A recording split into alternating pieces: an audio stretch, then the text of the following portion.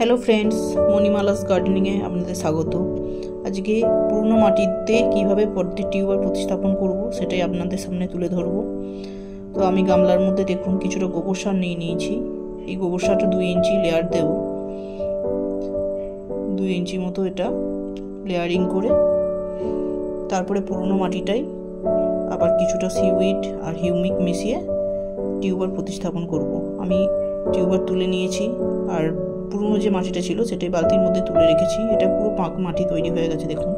এটা আগের বারের যে গোবর সার মাটি দিয়ে যে তৈরি করেছিলাম মাটিটা, সেটা খুব ভালো পাঁক মাটি তৈরি হয়েছে। এখন গোবর সারটা ভালোভাবে লেয়ারিং করে নিই। ভালোভাবে লেয়ারিং করার পরে এই পাঁক মাটি আর গোবর সার দিয়ে পাঁক মাটি দিয়ে এটাকে আবার 4 ইঞ্চি মতো মাটির লেয়ার দিতে হবে। তো এখন গোবর সারটা ভালোভাবে বিছিয়ে নিয়েছি। এখন আমি এই পাঁক মাটিটা ভালোভাবে চটকে নেব। মাটিটার মধ্যে অনেক নোংরা আছে। আগের যে যেহেতু এটা পুরনো টবের মাটি, তো এখানে অনেক শিকড় পাতা পচা যেগুলো আছে সেগুলো বেছে পরিষ্কার করে নেব, কারণ এগুলো থাকলে আমাদের যে টিউবারটা গোল হয়ে ঘুরে গামলার মধ্যে সেগুলোতে বাধা প্রাপ্ত হবে, শিকড়ের ছাড়তেও প্রবলেম হবে। যার জন্য এটাকে ভালোভাবে পরিষ্কার করে ভালোভাবে চটকে নিয়ে তবেই আমরা এই মাটিটা ব্যবহার করব। দেখুন কত নোংরা বেরোচ্ছে এগুলো থেকে। যে নোংরাগুলো বেরোচ্ছে সেগুলো ফেলে তারপরে এটাকে আমরা ভালোভাবে চটকে নিয়ে লেয়ারিংটা দেব।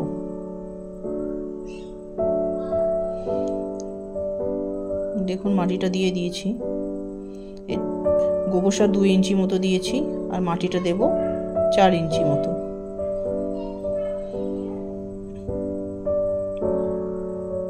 এতটা পর্যন্ত আমি মাটি দেব, 4 ইঞ্চি। আরও কিছু মাটির আমার প্রয়োজন, যেটা আমি তৈরি করে নিচ্ছি। এখন তৈরি করে তারপরে এর সাথে আমি হিউমিক অ্যাসিড কিছুটা 1/2 চামচ মতো আর সিউড যেটা সিক্রেট আছে সেটা 1/2 চামচ মতো দেব। এই দেখুন হিউমিক নিয়েছি 1/2 চামচ মতো, আর কিছুটা নিয়েছি সিউইড। হিউমিক অ্যাসিডটা দিলে গাছের যে রুট আছে রুটটা খুব তাড়াতাড়ি চলে আসে আর গাছের বৃদ্ধিও খুব ভালো হয়। তো এখন এই হিউমিক আর সিউইড দিয়ে এটাকে ভালোভাবে মিক্সড করে নিচ্ছি। ভালোভাবে মিশিয়ে নিয়ে তারপরে আমরা টিউবার প্রতিস্থাপন করব।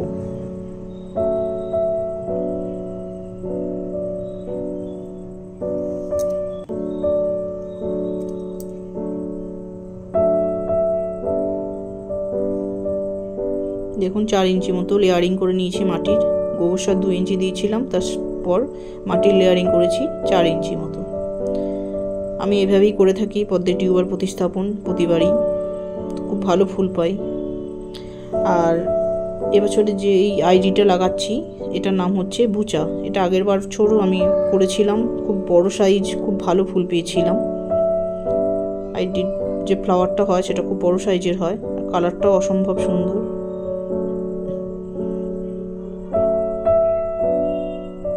এইভাবে মাটিটি গর্ত করে নেবেন। গর্ত করে নিয়ে তারপরে আমরা টিউবারটি প্রতিস্থাপন করব।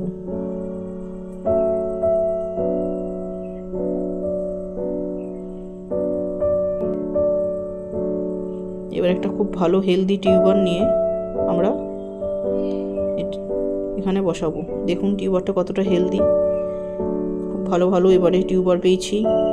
আগের বছরের যে টিউবার একটাই লাগিয়েছিলাম সেটা রিপোর্ট করার পর এবারে 3টে টিউবার পেয়েছি, খুব সুন্দর, খুব ভালো। তো লিফ আসবে যে জায়গাগুলো দিয়ে সেই জায়গাগুলি আমি মাটি চাপা দেব না, আর বাকি যে টিউবারটা আছে সেটার মধ্যে মাটি ভালোভাবে চাপা দিয়ে দেব। নাহলে ভেসে উঠবে জল দিলে। ভালোভাবে মাটি চাপা দিয়ে ভালোভাবে বসিয়ে দিতে হবে। আর যে জায়গাগুলি দিয়ে লিফ আসবে সেই লিফ আসার জায়গাগুলি বের করে রাখতে হবে।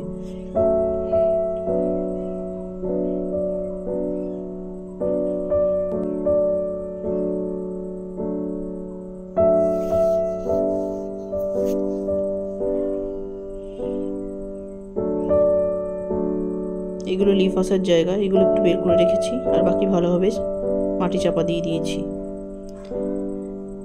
এবারে আমি এটার মধ্যে জল দিয়ে দিচ্ছি। জল খুব সাবধানে গামলার গা বেয়ে দিতে হবে।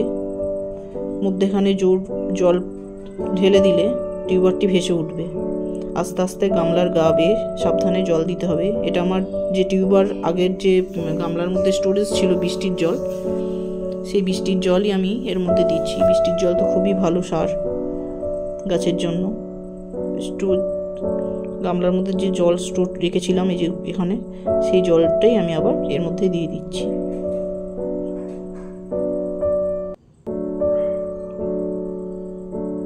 তো ভালো লাগলে অবশ্যই লাইক, শেয়ার, সাবস্ক্রাইব করবেন। Thank you. এইভাবেই পদ্মে টিউবার বসাবেন, খুব ভালো ফুল পাবেন। আমি প্রতি বছরই খুব ভালো ফুল পাই। এখনও দুটো এক্সট্রা আমার কাছে টিউবার আছে, যদি কেউ নিতে চান লোকালি, আমি বর্ধমান থাকি, তো নিতে পারেন। কমেন্টে লিখবেন, আমি টিউবার অবশ্যই গিফট করব। আর না হলে আমাকে নিজেকেই প্রতিস্থাপন করে নিতে হবে। Thank you so much. Tata.